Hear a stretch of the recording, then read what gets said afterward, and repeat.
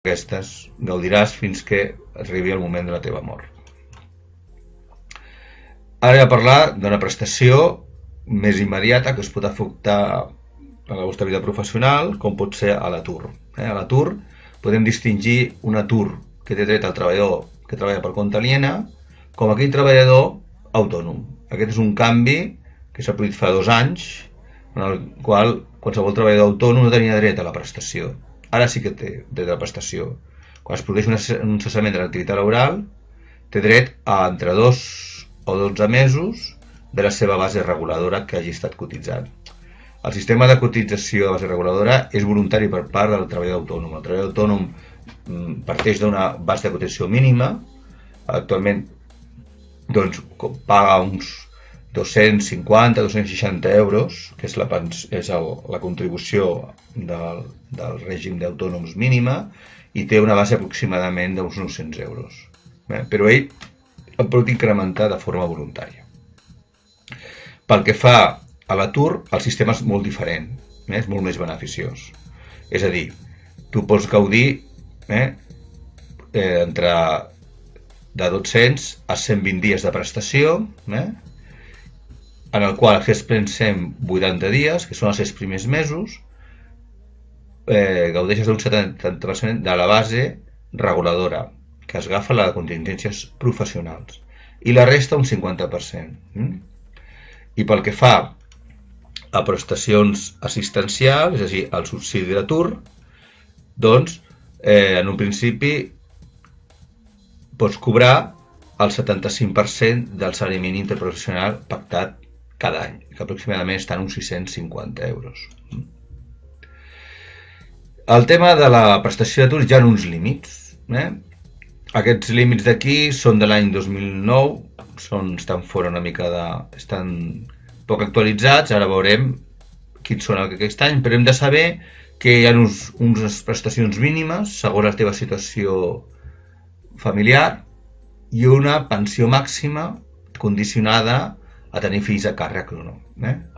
I evidentment, doncs, els contractes que són de caràcter parcial, els imports es limiten a reduir la prestació en funció a la proporció de la seva jornada. És a dir, aquella persona que treballa només 4 hores tindrà dret a cobrar el 50% de la prestació d'atur que s'hi hagi generat. En aquests moments, com queda aquests límits que hem comentat?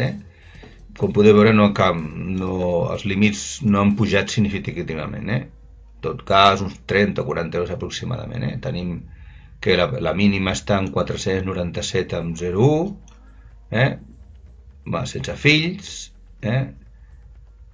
i a partir d'aquí després s'incrementa a 664,75 quan tens més fills a càrrec, i la màxima sense fills és 1.087,20 i s'incrementa a 1.397,84 quan tens més de 2 fills, aquesta proporcionalitat, en un principi.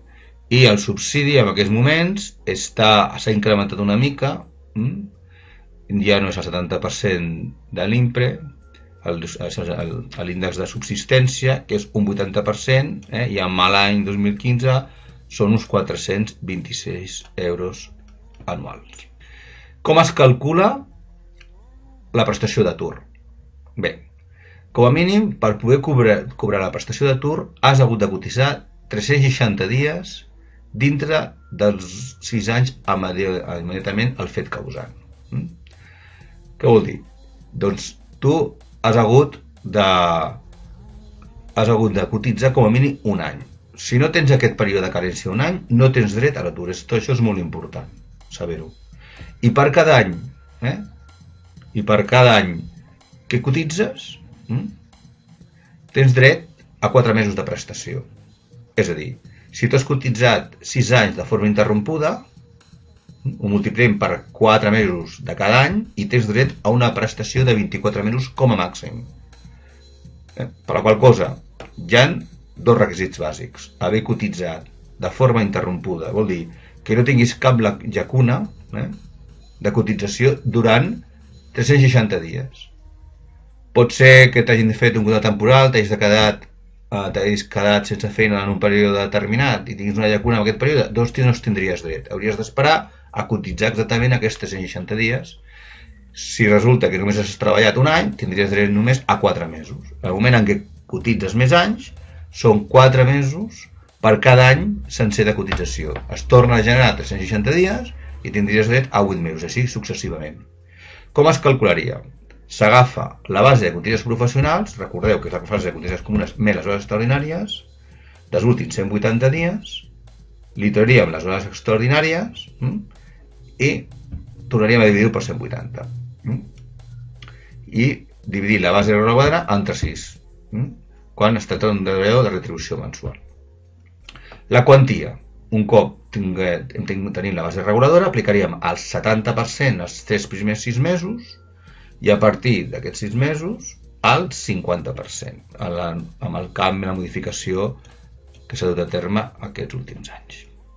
I aquí teniu una taula als dies de cotització, en base als dies de cotització, als dies de prestació. Una mica, la regla és la que us he comentat abans.